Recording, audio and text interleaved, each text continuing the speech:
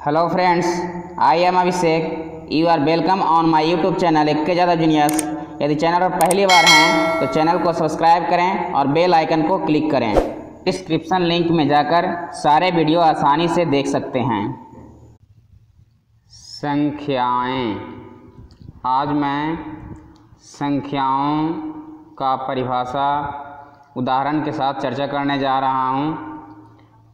पहला है प्राकृत संख्या। तो गिनती की संख्या को प्राकृत संख्या कहा जाता है। गिनती की संख्या को प्राकृत संख्या कहा जाता है। उदाहरण से समझते हैं। गिनती की शुरुआत 1 से होती है, अर्थात प्राकृत संख्या की शुरुआत 1 से होती है। अगर पूछा जाए प्रथम 5 प्राकृत संख्या तो हम 1 से 5 तक लिखेंगे। दूसरा है पूर्ण संख्या। प्राकृत संख्या से पहले यदि शून्य लगा दिया जाए तो वह पूर्ण संख्या कहलाता है, अर्थात पूर्ण संख्या बन जाता है। तो गिनती की संख्या जो है 1, 2, 3 ये सारे संख्याएं हैं, उससे पहले यदि शून्य लगा दिया जाए तो वह पूर्ण संख्या बन जाता है। इस कारण पूर्ण संख्या की शुरुआत 0 से होती है। इस कारण सबसे छोटी पूर्ण संख्या 0 है और सबसे छोटी प्राकृत संख्या 1 है। सम संख्या की बात किया जाए तो सम संख्या जो संख्या 2 से पूरा विभाजित हो जाए, जो संख्या 2 से पूरा विभाजित हो जाए उसे सम संख्या कहा जाता है। उदाहरण जैसे 2 है, 4 है, 6 है, 8 है, 10 है, 12 है, 14 है, ये सभी सम संख्याएं हैं। तो जो संख्या 2 से पूरा विभाजित हो उसे सम संख्या कहा जाता है। उसके बाद हम विषम संख्या की बात करते हैं।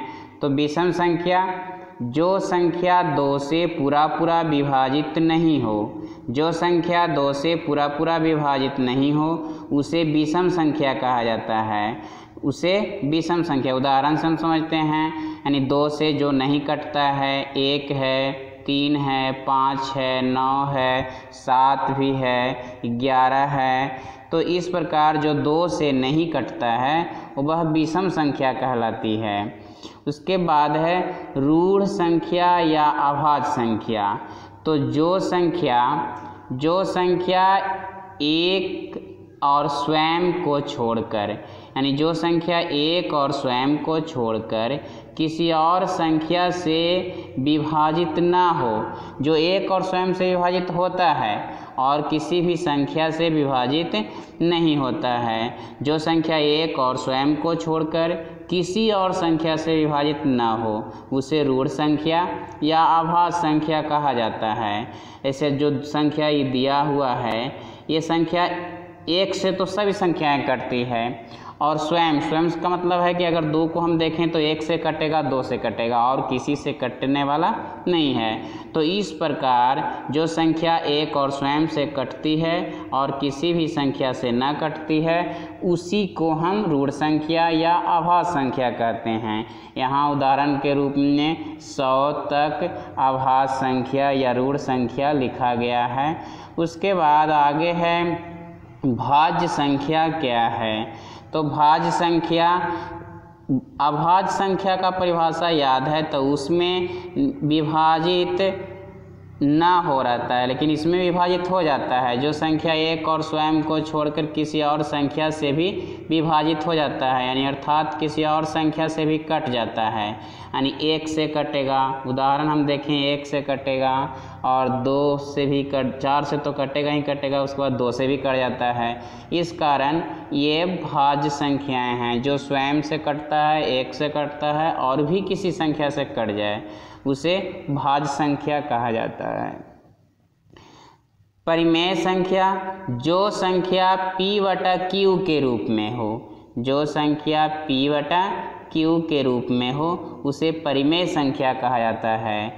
जिसे परिमेय संख्या तो 1/2 हो गया, 2/3, 3/4, ये सभी परिमेय संख्याएं हैं। तो जो संख्या p/q के रूप में हो उसे परिमेय संख्या कहा जाता है। अपरिमेय संख्या, तो जो संख्या p/q के रूप में ना हो उसे अपरिमेय संख्या कहा जाता है। तो वर्गमूल में जो संख्याएं दिया गया है ये सभी अपरिमेय संख्या है। यदि पूरा पूरा वर्गमूल निकल जाता है तो वो अपरिमेय नहीं, वो परिमेय संख्या बन जाएगा। अर्थात ये 4 है तो 4 का वर्गमूल निकल जाता है 2, तो ये अपरिमेय संख्या नहीं है, ये परिमेय संख्या हो जाता है। तो जो संख्या परिमेय पूरा पूरा वर्गमूल निकल जाता है वो परिमेय संख्या हो जाता है। उसके बाद है चर संख्या। तो जिसका मान बदल जाता है उसे चर संख्या कहते हैं, और जिसका मान नहीं बदलता है उसे अचर संख्या कहा जाता है। तो ABCD के अक्षर के रूप में जितने भी हैं वो चर संख्या हैं, और जो संख्या निश्चित है कभी बदल नहीं सकता है तो इसे हम अचर संख्या कहते हैं। तो जिसका मान बदलता है उसे चर संख्या कहा जाता है, और जिसका मान नहीं बदलता है उसे अचर संख्या कहा जाता है। उसके बाद है वास्तविक संख्या क्या है। तो वास्तविक संख्या परिमेय संख्या या अपरिमेय संख्या, ये दोनों का जो समुच्चय है उसे वास्तविक संख्या कहा जाता है। तो परिमेय या अपरिमेय संख्याओं के समुच्चय को हम वास्तविक संख्या कहते हैं। जुड़वा अभाज्य संख्या, वैसी दो अभाज्य संख्या जिसके बीच कोई एक भाज्य संख्या हो। उदाहरण से समझ में आएगा।